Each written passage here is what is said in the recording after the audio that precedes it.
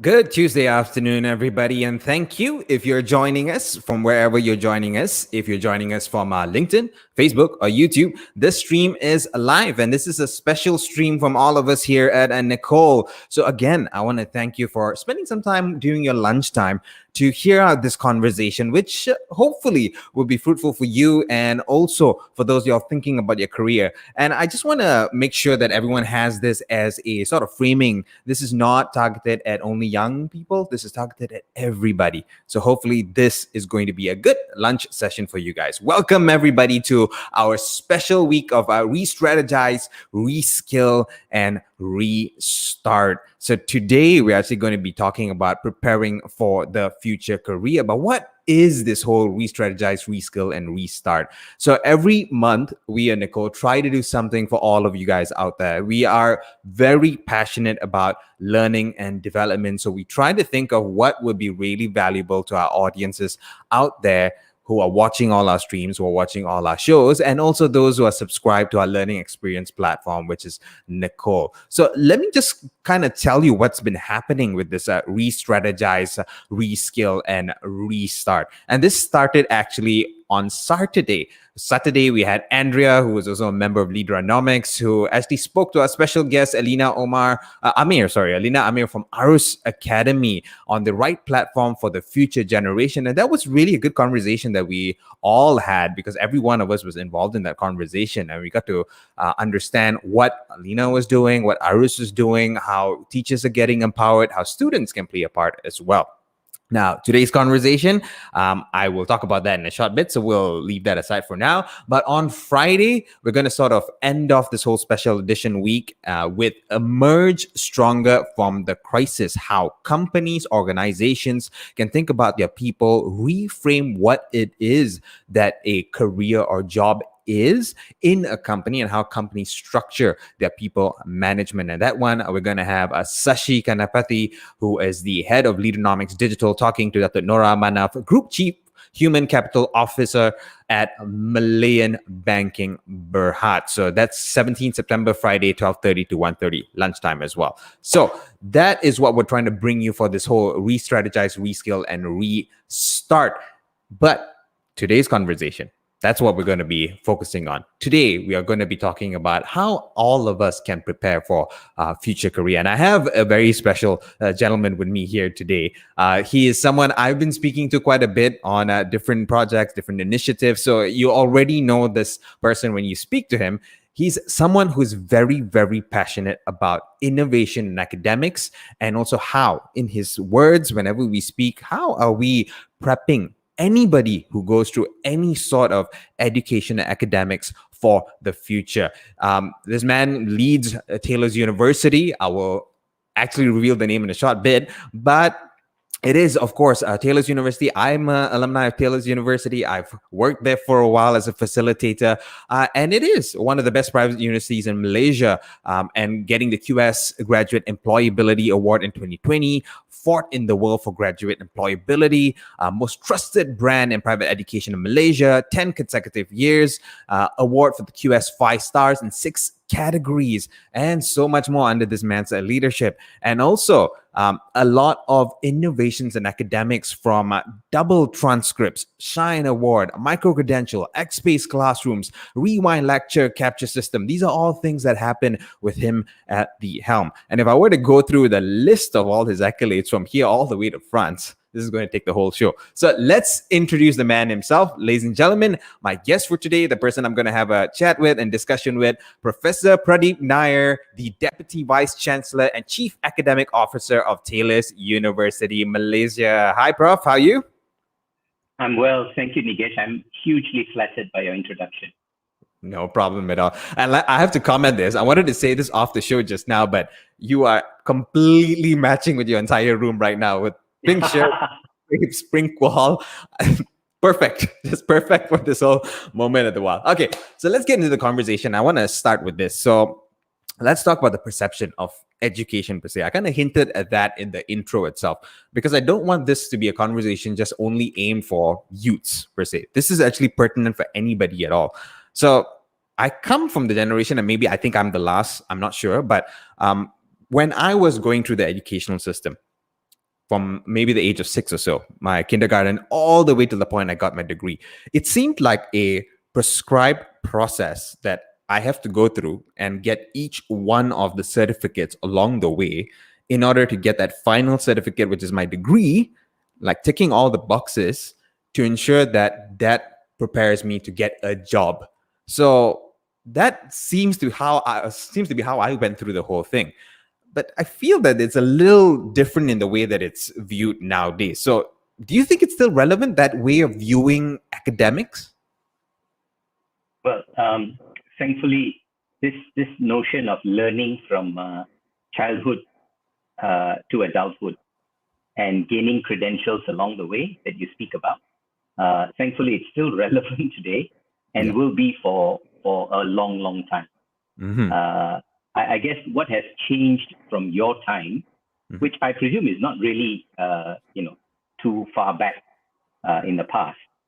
What has really changed from your time are perhaps 5 things. Number one, I think technology has changed the way students will learn today, and it will definitely change the way students are going to learn in the coming years and decades. So technology has definitely changed the way people learn. The second thing that has changed is that students nowadays are part of a far more diverse community, both locally and internationally. And I think that offers a tremendous new opportunities to learners today. Right. The third is probably learners today have more study options than ever before. So I think they are flush with options to learn. And soon, I think the traditional way of starting from school and then going to college and then to the university, I think that may undergo some changes, and we can speak about it later. So soon, I think being a non-traditional student will become a norm. We're already seeing it, at the primary and secondary school level. This whole notion of homeschooling, which didn't exist during your time or even my time. No. Yeah. And today, homeschooling is a norm. And I think you will begin to see more and more non-traditional education pathways becoming a norm. So that I think will be the other change. And finally, I must admit, the difference between your time and the present time is that students nowadays are paying more. So we'll talk about payment. The fees for higher education and the cost of it. If you're interested to know more. So I think yes, there's been a lot of changes from the time you and I were students, and I think the source of learning has also undergone a transformation. You don't just learn from a teacher. You learn from your peers. You learn by yourself. You learn from the world. A lot of it is facilitated by technology. Right. Where you learn, you don't just learn in a school or on a campus. I think you can learn in company. You can learn through student exchange or mobility. You can learn by yourself in a self-directed manner, and you can learn anytime and anywhere, assisted by technology and having that flexibility to learn anytime and anywhere.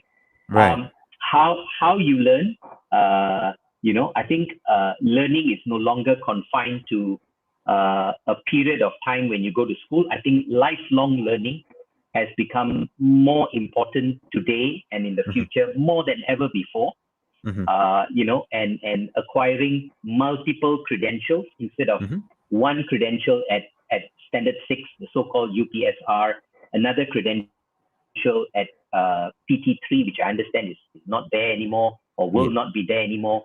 And then one credential at SPM or STPM or O levels or A levels, and one credential when you finish. I think that notion that you study for a period of time and then you get a credential, that will be replaced very soon with multiple credentials, micro credentials that they can get almost real time as and when they complete education. And guess what? It does not matter whether you take 3 or 6 years to finish your degree.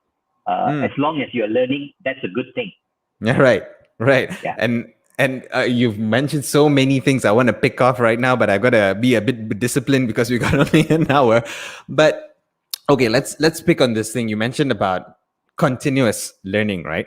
Continuous learning. So are you kind of saying that social pressure, and when you say that maybe not too long ago, I'm reaching that point where my formal education, I'm not saying my continuous education, but my formal education kind of ended about 2 decades. I'm starting to say that 2 decades ago. But then there was this social pressure where education was in service to work, in service to you getting a work. And that kind of makes it like, okay, once I get my job, I don't have to learn anymore. Do you think that's still the kind of thing that we should have in our minds? Because like when we look at how fluid things are nowadays, it seems that having that kind of mindset may actually lead a person into a situation where they become irrelevant. Yeah, and it's already happening. Right. We are hearing stories of organizations letting go people because they find that there is a need to refresh and renew the skill sets that is required. So that's already happening across many companies in the West and also in our part of the world, in Malaysia as well. I think the pandemic has accelerated that. So I think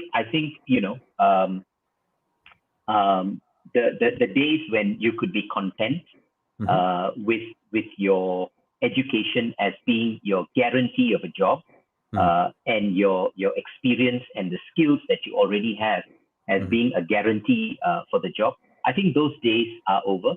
I think whether you are a 50-year-old or a 40-year-old or a 30-year-old or a fresh graduate, the need to continue to unlearn and relearn has become a way of life. I call it lifelong learning. But I think that there hasn't been a much more important time for people to undertake learning throughout their life as it is now. But back to your question, education viewed as preparing students for or preparing individuals for a career. I'm not a proponent of it. I think that notion of education for careers was born out of the industrial age, and out of the mass production that they needed to have during that industrial age. And during this time, organizations wanted people who had the knowledge and the skills to work in the factories, to work in large production units. And so they naturally demanded for more and more people who are trained and qualified for specific jobs. So this whole idea of education for careers, and unfortunately, it's still the predominant model and the way of thinking today. So I run the risk of having people scoff at what I'm saying when I say I don't believe that education are for careers, because education is certainly a criteria for application for jobs, right? But is that what it's all about? I think that's what I'm saying. I don't think that's what it's all about. And what makes it worse is education is becoming more and more costly, and I talked about it just a while ago. And with the cost of education, people tend to commodify it. So I'm paying so much for a degree, and therefore, there is a belief that continues to be reinforced. This whole concept that if I pay so much, what is my return on investment? Hence the whole idea of commodification. And will the careers that I have after I study help pay back for my education? So I think, to your question, it's viewed as a preparation of individuals for a career. Well, it is so true. It is, but I don't believe in that. I think education is not just for a career. It's very limiting if we think of it that way. And it makes both the provider, as in the universities or the colleges, and the receiver, in this case, the students, it makes them focus on parts of knowledge that will give them the job. Right. So if I'm going to learn accounting, then let me become the best accountant there is. Let me learn everything I need to know, the knowledge and the skills about accountancy and finance, so that I'll get a damn good job in an accounting department of the company, right? So I think that's why I say it's a self-limiting belief that if I'm learning because I need a particular job, I'm going to learn medicine, so I'm going to learn everything about the human body, about diseases, and about treatment of diseases, so that I'll be able to be a good doctor. I think that's a very limiting way of approaching education. Right. And go ahead. And I also wanted to say that this belief system was relevant at a time when people used to start working and retire, having occupied maybe 2 or 3 jobs. And the reality today is that, you start working and you retire because you retire with 2 or 3 jobs. People knew that, whatever I learned for, I was going to work in. And after working in that job, I'll probably retire, after occupying 2 or 3 jobs. That's fine. That was a very less complex world. But we live in a very complex world today. That's number one.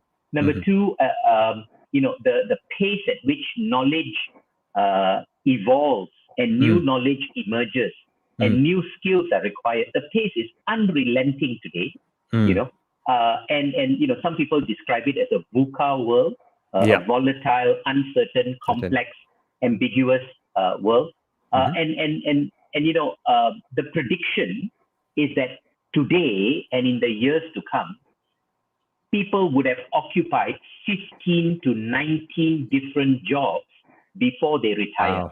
Wow. So the context, I'm trying to present to you the context then when education was for career preparation to the context now and in the future where, we live in a very complex world and job mobility is here to stay.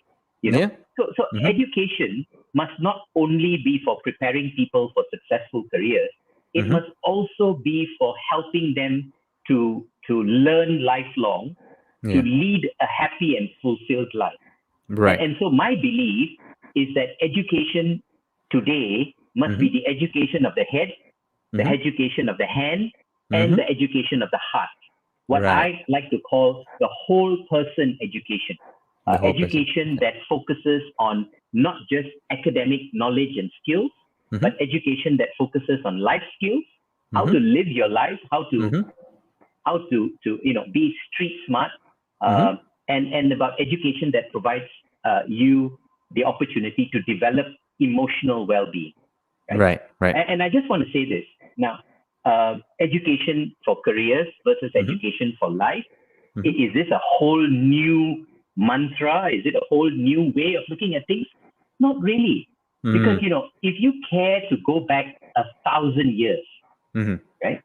And when education began in the churches, in the ashrams, in the madrasas, way back in time, it was education for a whole person development. And you know what's the good news?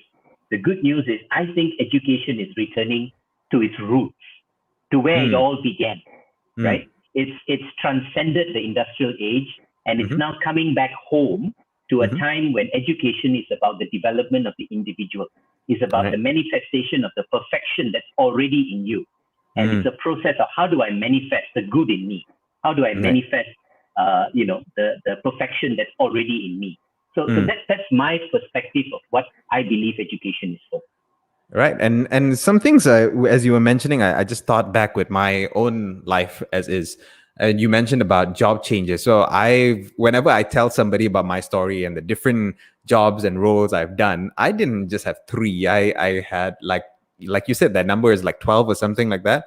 But it was not 12 that I kept on hopping. And that's a different story there. It's 12 that I decided to explore while doing. And that's something to note for everybody, especially when it comes to careers. And you kind of really spoke at it really well, where careers as a word by themselves needs to change, because career doesn't mean you're sticking to one job. Career means that you're exploring a few things at any one time, really expanding your horizon.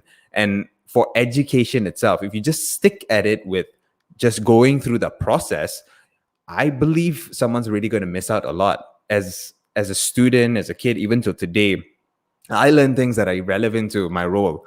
Just the other day, I was just sharing a video about what was happening in Japan, something to do with Japan and how they are shifting away from actually nuclear energy. And this is the same thing that's going on in South Korea. It's got nothing to do with my role.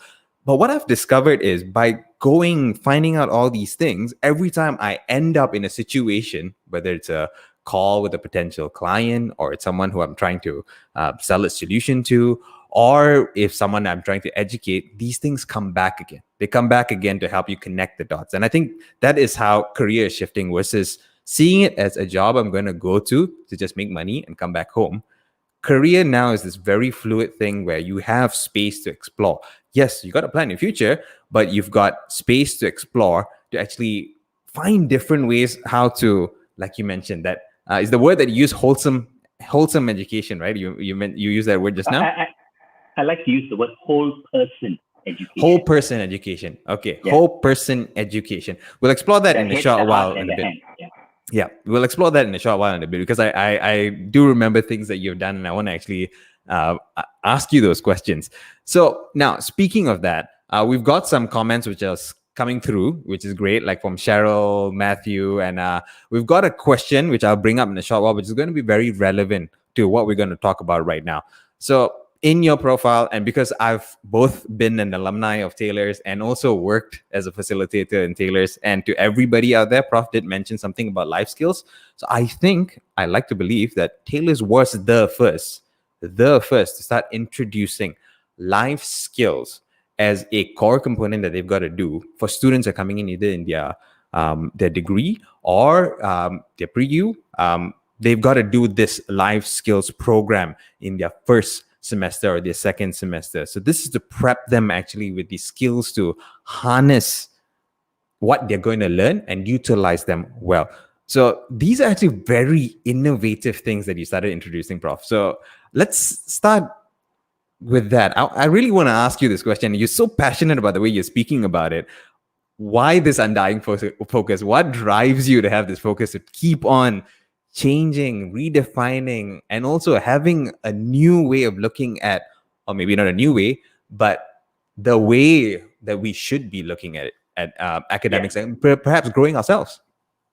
Okay, so this undying focus, I like that. I think it was Peter Drucker who said that the best way to predict the future is to create it. Right. And I believe that by creating your own future, you are an active player in the events as they unfold. By knowing what you want and what you're willing to do to get them, you can help shape what the future holds. You know, just think of two people in a river. Right. One is just floating on a raft, unable to predict what is coming, because they aren't really looking around. They aren't really doing anything to move or to steer. And the other person is in a kayak, looking for a path that they want, and actively steering or moving themselves to that point. Now, I enjoy the thrill of being on a kayak, and you know what? I don't like to drown. Okay. So if I don't know if I've answered your question of why this undying focus. In a very nice way, you did. Okay. In a very nice way, you did. You would love to continue exploring, but you probably want to do it in good health and reaching the end destination for that day. So that's great. That's a good way to look at it as well. Like, to anybody who thinks about how do I have that focus, that's a good way to look at it, where you have things in life that you really like to explore, but at the same time you like to do it safely. So to do both of them together, you've got to learn. So I think that's the key thing there. And Yes. perhaps then now, this is why I wanted to talk to you about like innovation in education itself, right? Let's use the examples. So I've been privy to hear some things and see the circulars that are coming out, because we at Leaderonomics, we also got those circulars as well. And I just want to give this space so that you can talk to us about what I think is great, because it's pushing a different mindset to people who are going for education. And here again, I want to put this caveat to everybody: education is not for only youths. Education is for anybody. Even I, at near 40, I can go in for formal education back again. There's no problem at it. But we should be shifting our view of formal education from just technical, just the functional stuff, to actually, like Prof mentioned just now, the whole person education. So let's talk about this Shine Award and the second transcript. What was this all about? How did this idea come up? And how has this been going so far? What's the response been for this? Okay. So how did this idea? So let me give you a little bit of a background, right? Sure. It all started when, I mean, I've been in higher education for 30. Actually, tomorrow I complete 32 years. Wow. In higher education. Right.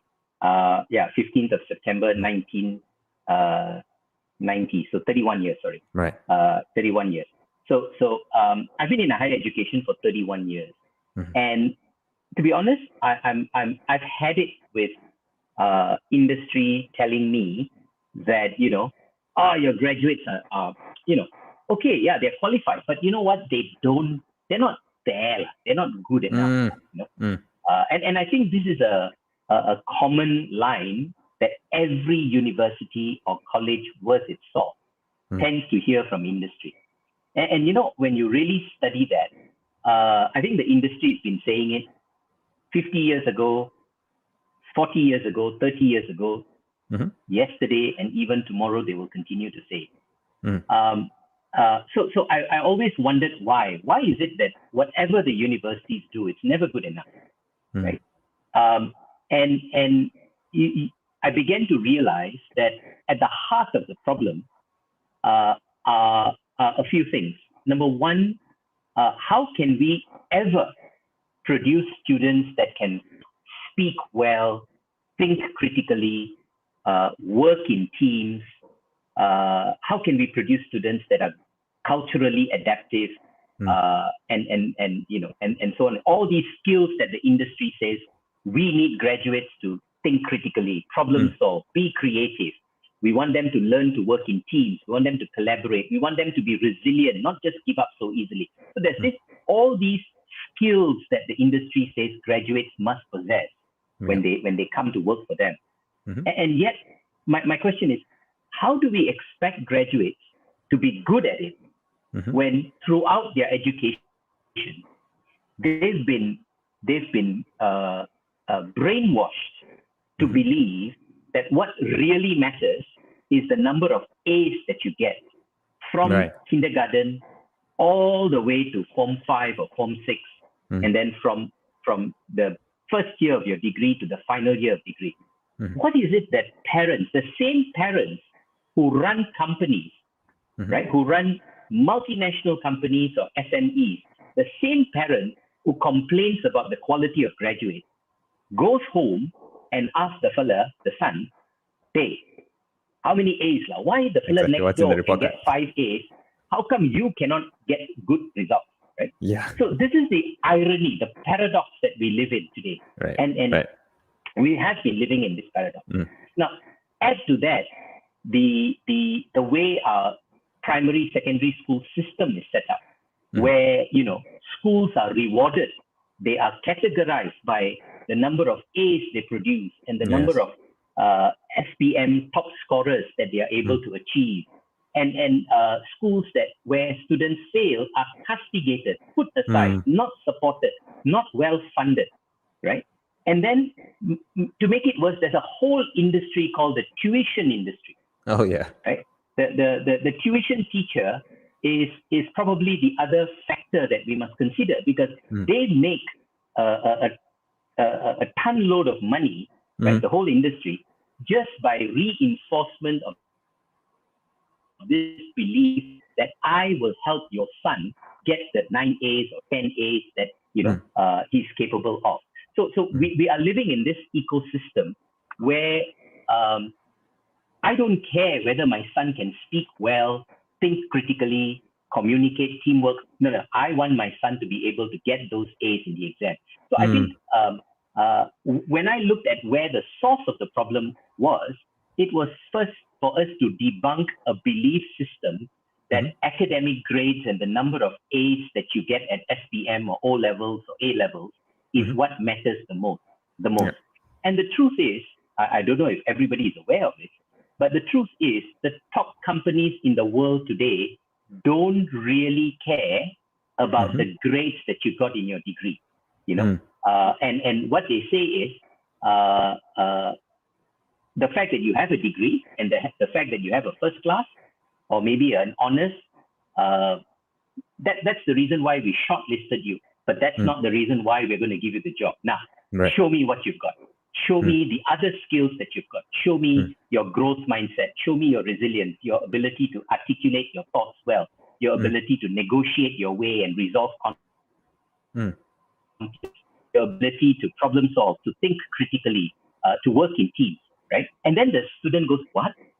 But I have a 4 flat CGPA, and you're telling me I'm not good enough? So I think that's what I'm trying to tell you, that I think we need to debunk this concept that A's are important. Right. Secondly, I realized that what gets measured gets done. Because for the longest time, we've been measuring student success by the number of A's. That's what students focus their attention on. And that's what parents would focus their attention on. What if we changed it? What if we did it completely differently? What if we not only measured the A's, but we also measured their communication skills, their collaboration skills, their critical thinking skills, their cultural adaptiveness, and so on and so forth. So that's what the Shine Award was all about. Right. It was about getting every student that came to the university to graduate, not just with an academic transcript, right? Because let's face it, no matter what Pradeep says, it's still important, lah. Of course. Companies will still ask for it. Where's your degree? Where's your transcript? So what we wanted to do was to allow students to not just present an academic transcript, but to also present a graduate capabilities attainment statement. And a GCA, as we call it, a GCA is about my score in communication. How well do I communicate? How well can I problem solve? How well, how much creativity have I displayed? How well can I work in teams? So this is almost, it's a graduate capabilities attainment statement that comes with evidences, right? So that when he goes for that interview, and when they say, so tell me what you're all about, I'm able to show you my LinkedIn profile or my social media page or my private website, where I can show you all the artifacts of the things I've worked on. I would give you evidences of the things I did to develop my teamwork and so on and so on and so forth. So the Shine Award is a way of recognizing the students in that other realm of education that has become so important. The Shine Award is about proving the skills that you have in the life skills that you have, the emotional intelligence that you possess over and above your academic transcript. So that's the gist of the Shine Award. It was to try and address the elephant in the room. Gotcha. Right. That students, no matter how much you lecture the student, no matter how much you whack the university for not producing good graduates, nothing's going to change if you don't change what gets measured at the end of the day. So the Shine Award measures the non-academic, what some people call it generic skills, some people call it transferable skills, but I just call it life skills and emotional well-being, right? Because I think those are the skills that lands you the job. Gotcha. And it's curious you're saying that about that last thing you said, that about measuring, right? Because perhaps it was part of the system before. What is the easiest way for us to get someone in or hire someone in? What is that thing that we can measure? So they went for the simplest thing they can see, which is grades. And grades doesn't really say what you really need at the end. Absolutely not. I agree with you, because when I stepped into the working world and I graduated as an engineer, and here I am right now doing something completely different. But when I graduated as an engineer, everything I learned, and I went and joined Texas Instruments back then, and I understood when I got there that, oh, wow, like I've got books and books about thermodynamics, heat transfer, whatever, all these kind of things. But when I ended up there, those books didn't really matter anymore. It was what was happening there. And what I harnessed, and I'm perhaps one of the lucky ones because I was curious, what I harnessed was the way of thinking. The way of thinking. How do I apply this to this situation? But not everybody has that chance. And here at Leaderonomics, we get to see that. We get to see that we got a lot of organizations coming our way and asking us like, oh, we've got this new bunch of people. Yeah, they are great functionally, but they absolutely cannot work with each other. They absolutely cannot communicate with each other, or they've got no project management skills. All these kind of things are just non-existent for them. They're just great functionally. And that's a problem for us because they're not producing the results that we need for the company. And then we have to come in and I think what you're describing is precisely what I've been talking about. I mean, let's not undermine the need for academic knowledge and skills. Definitely. Yeah. You know? I mean, we still want the doctor to treat his patients correctly. And for that, he needs that knowledge and the skill. We still want the engineer to build bridges that don't, collapse. Yeah. Right? So the knowledge and the skill is important. But what I'm trying to say is that the knowledge and skill today, in this day and age, evolves so quickly that with no university, not the Harvards, not the Oxfords, not the Cambridges of the world, least of all Taylors, no university can provide students with all the knowledge that is required. But what we can do is train students to be able to, they must be able to learn, right?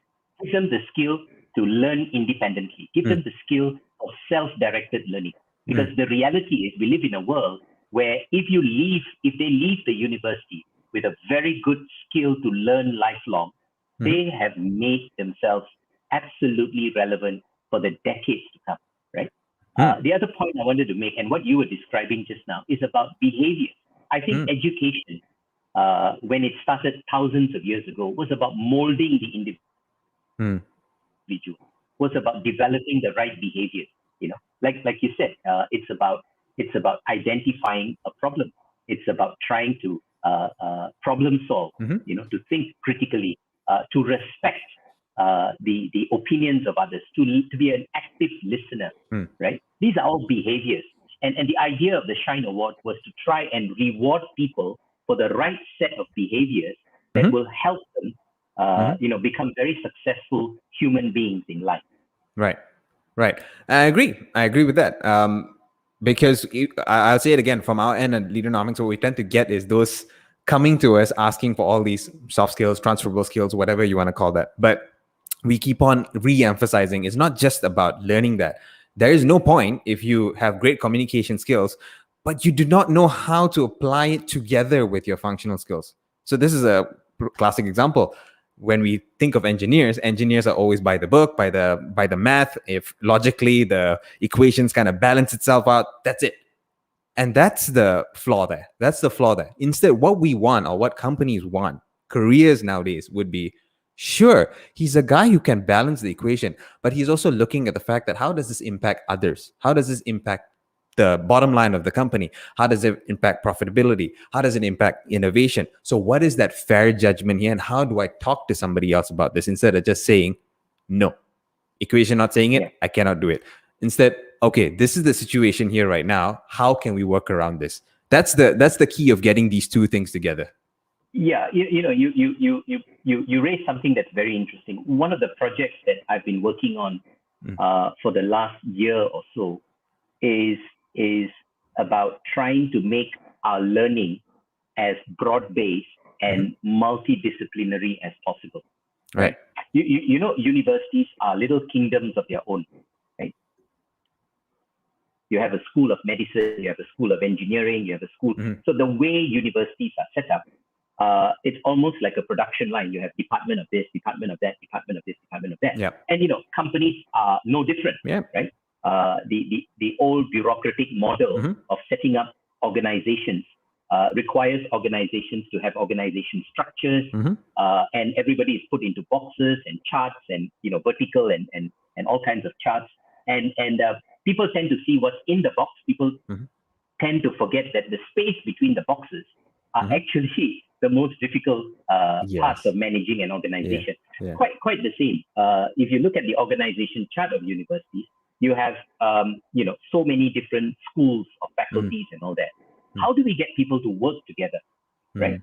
Because the reality today, as I said, it's impossible for one graduate, right? Let's just take medicine. I'm not sure a physician can cure all diseases on his own. He still needs to refer to his colleagues, right? So it's about collaboration. It's about working in teams. It's quite the same when you're working on an engineering project. You've got the IT guy that you need to work with. You've got the marketing guy that closed that project for you in the first place. And then you've got you've got a whole host of people to work with. And I think what we need to do is to try and present our students an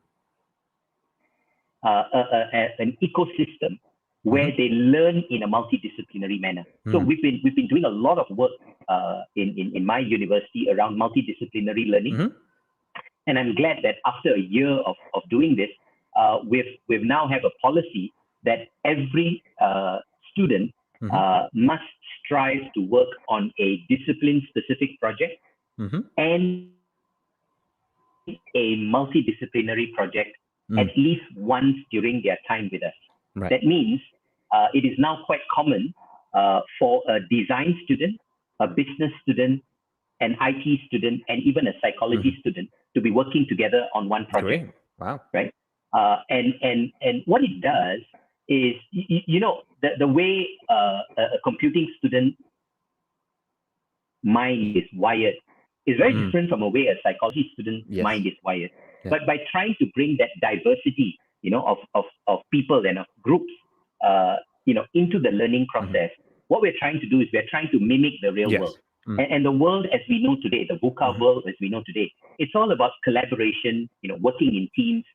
And when you're working from home, the possibilities are amazing because, with technology, you'll be working with a team from Germany, a team from Japan, and a team from Philippines, and a team from Malaysia. And the whole idea of being culturally adaptive, the whole idea of having the right communication and collaboration skills is so important, given the kind of world that they are going to be working in eventually. And you kind of hit something very important right there. Careers, if you want to talk about it. Specializations, or the day of specializations, is slowly becoming a little irrelevant. I'd say some specializations is definitely required. You do need those who are really great at that one particular function. But the majority of the career or world out there has moved into this cross-collaborative, multidisciplinary kind of world where you may come in with a completely different functional skill, but as long as you can show those traits that allow you to work together with others, there's no problem there. And that's why we now talking about matrix organizations, matrix businesses, matrix structures, so that everybody can cross-collaborate and work on different kind of functions as they move along. Absolutely. Right? Before we kind of move on a little bit on that, I just want to quickly mention there's been a lot of comments coming out, and we couldn't cover that because Prof is really explaining things that I want people to hear. But thank you everybody who's been commenting. We've got 2 questions that are kind of kept there because I'm going to ask you towards the end, and it's relevant for the end. And I want a special shout out to Cheryl because she's just been going at it. I've been seeing a lot of comments coming up from Cheryl. Thanks for that. But one thing I want to cover with you here, Prof, when you said multidisciplinary, so this is something that I have the pleasure that I'm working with you as well as the team in Taylor's on, which is micro-credentialing. Now, this term where, to me, I feel like when you said multidisciplinary, yes, sure, micro-credentialing is supposed to be something that gives credits, but I feel this is a good doorway into that kind of multidisciplinary world because you could be, example, a physician, but who says a physician can't go and do a business course? Is that sort of the thought process that you had at the same time while you were thinking about this whole micro-credentialing as well? Yeah.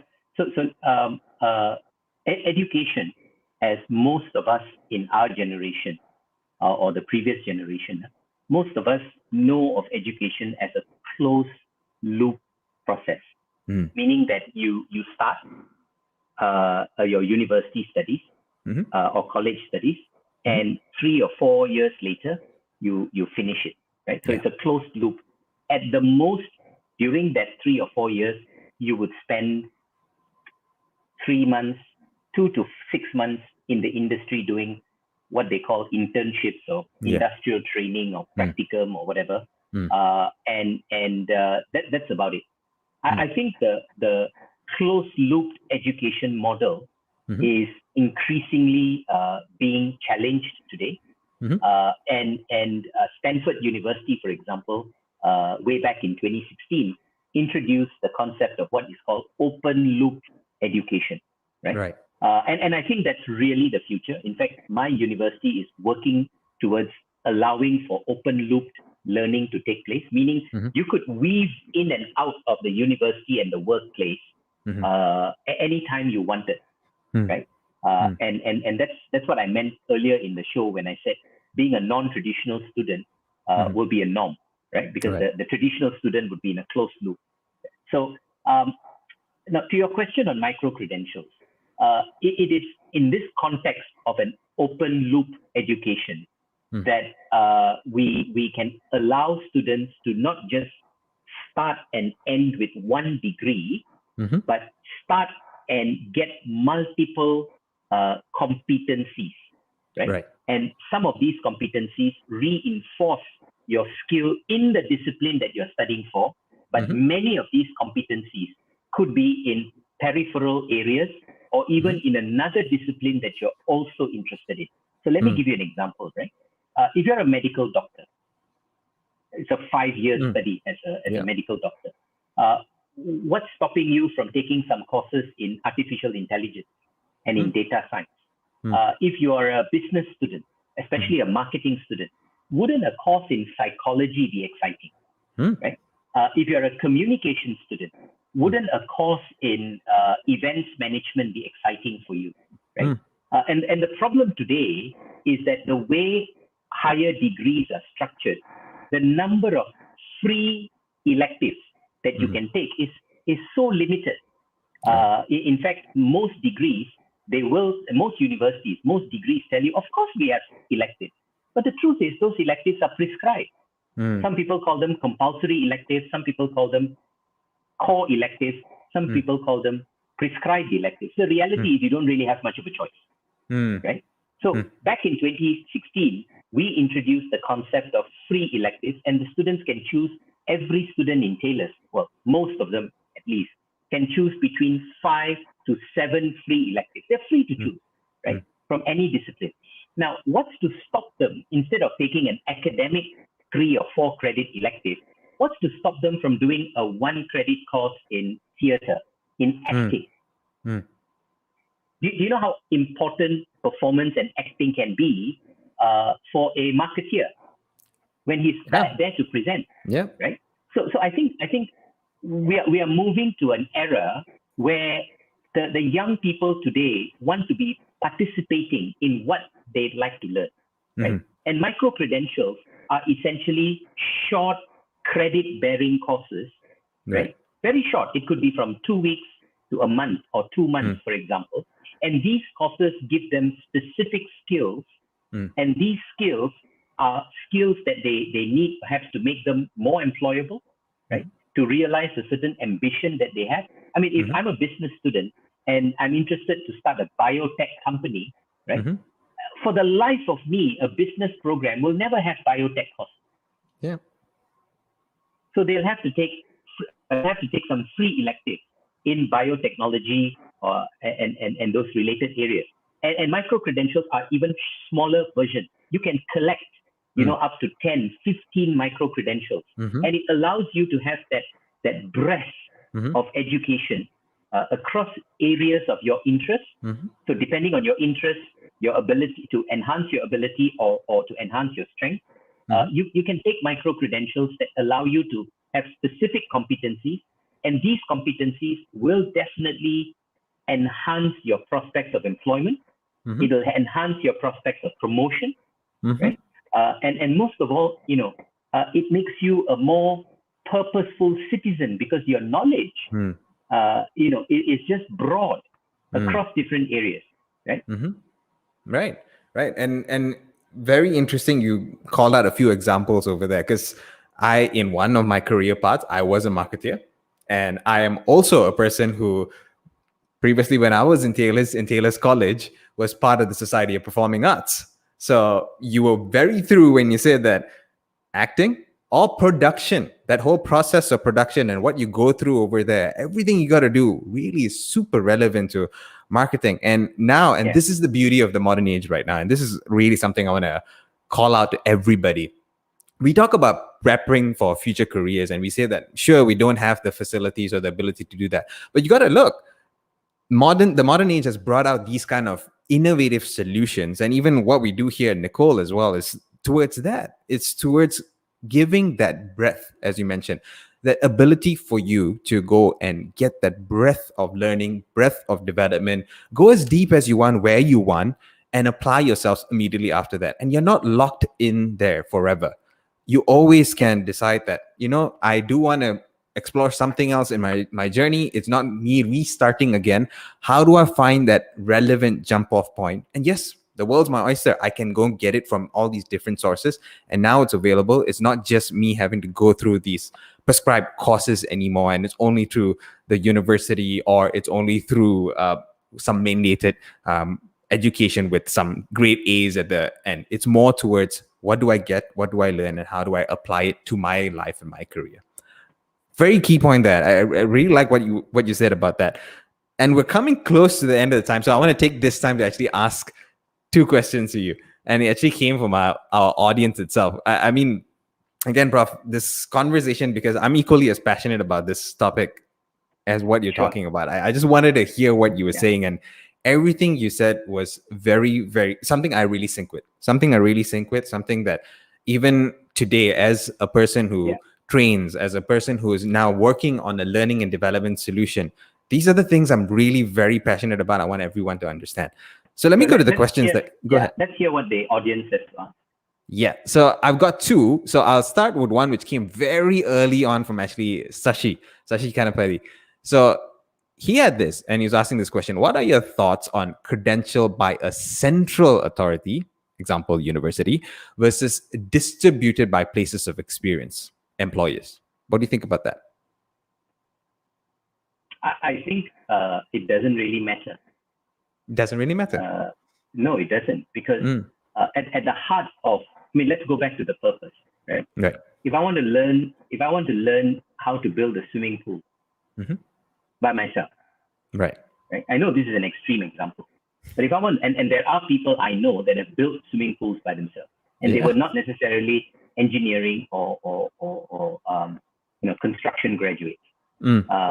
So if I want to learn how to make a swimming pool, and if there is no central authority that's providing that skill, what's there to stop me from taking a course offered by an organization that actually builds swimming pools, as a business, right? So I think the point you make is a very, very interesting. The question you ask is a very interesting one, and the point I'm trying to make is that I think education as we know it may not be in the domain of universities and colleges forever, right? There are many new entrants into this space of education, and they are not necessarily universities, right? I mean, you all have heard of Coursera, edX, Udacity, open learning. I mean, there's a whole host of edtech, education technology companies that have come into play. The Googles and the Microsofts of the world pride themselves at having their own university. So does McDonald's, right? So I think the days when the centers of learning will no longer be in the control of, or in the domain of accredited universities, those days are here. Now, it does bring to question, what about quality assurance? Right? Well, the way I look at it, the market will look for courses that are relevant to them, and they will take courses from that they feel are relevant to their needs. And whoever does a good job and sustains doing a good job will thrive. And therefore, it's probably time for universities to realize that, if they don't themselves change and accept that education as we know it and educational delivery models as we know it are changing rapidly and they need to adapt, universities themselves may run the risk of being irrelevant, right, in the future. So I think I will not say that only certain people can deliver knowledge. I think those days are over, and technology has certainly flattened the curve for most of us. Right. Though I have this notion that universities or the knowledge contained over history, over time in these spaces or in these halls, if I like to call it, now they've gone online already. But there's history that can teach us. So I would say that to add on to that point that you mentioned, that universities still do, even though as much as education is becoming more democratized, but universities still do have a very pivotal role to play, because through the ages, that was the safe space to explore, the safe space to really experiment, the safe space to really build new knowledge, which then now transfer to everybody else in their businesses and whatnot. But that history is something that we can all really grasp, learn from as we move forward. Well, yeah, many of our universities, what I'm trying to say is they will face substitution risk, and they won't survive these exponential changes that are taking place, especially, accelerated by the pandemic, if they don't stop to re-examine their raison d'etre, their reason to be. Right. That's what I'm saying. I think universities are probably best places for you to do this. But universities themselves will have to undergo that transformation, and I think the industry is already entering into our space, and I think that's a healthy thing. And it's exciting to see how this will lead to better solutions for our learners. Okay.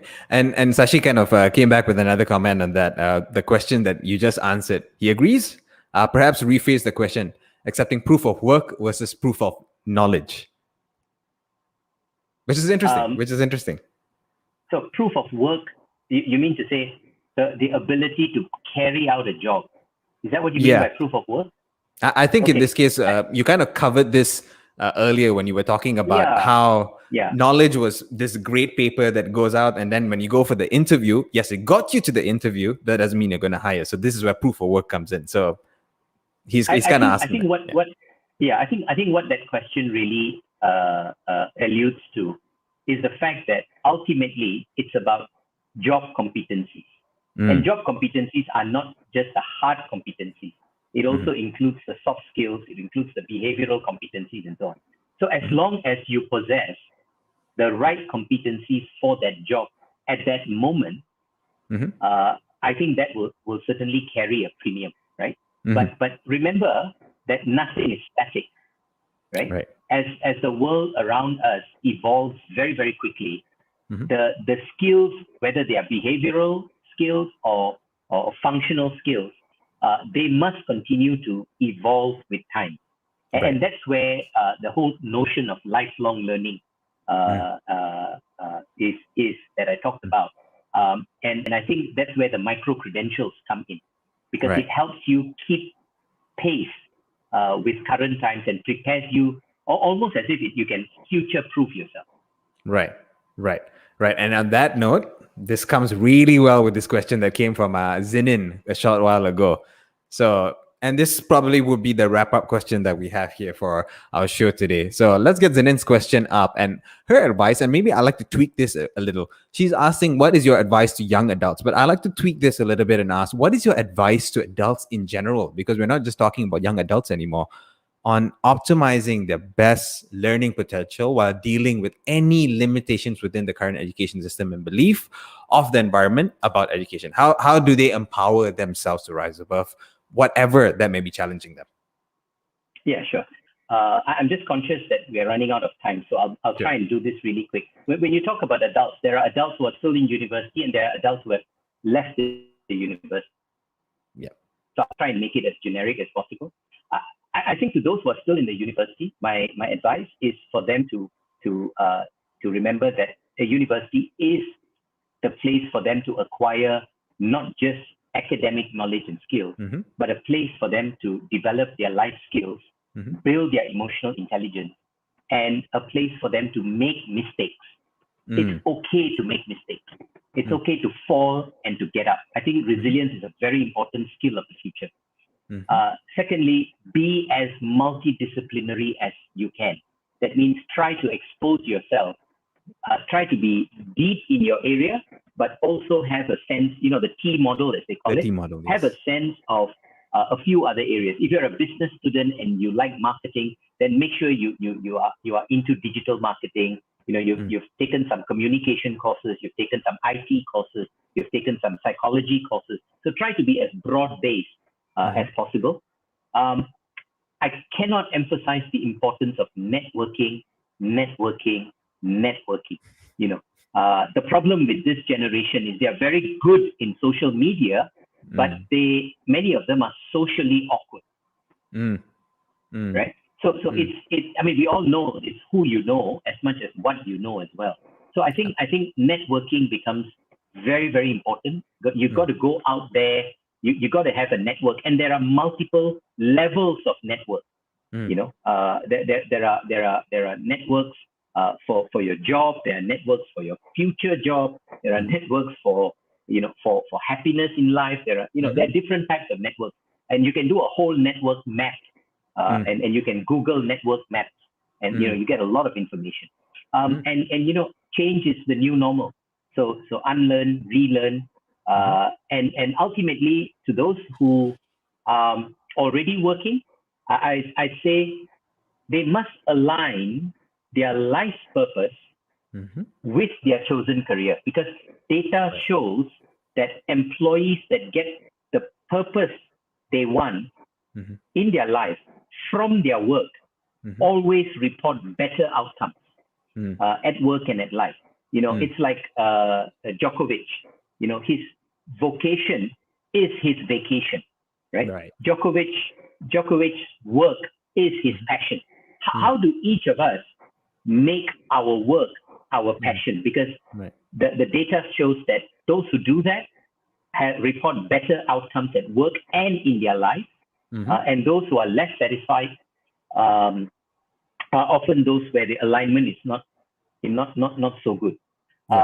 And knowing yourself, knowing how to deal with others is very important for your own peace, your peace with yourself and your peace with people, and do something that makes an impact not just to yourself but to others around you. That's all about the legacy. That when you find meaning in what you do, you're building a legacy for yourself. I hope that helps.